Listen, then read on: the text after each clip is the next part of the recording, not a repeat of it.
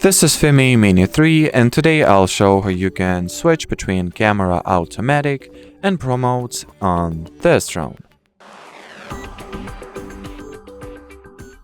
So in order to change between manual and automatic camera mode, enter the camera view of the FIMI Mini app, then look at the bottom right corner of your smartphone or of your device, and here you'll find the little camera icon that by tapping on which you can switch between auto and manual modes. While in the manual mode, you can tap over here or over there and adjust the ISO value, manually set it, then shutter speed,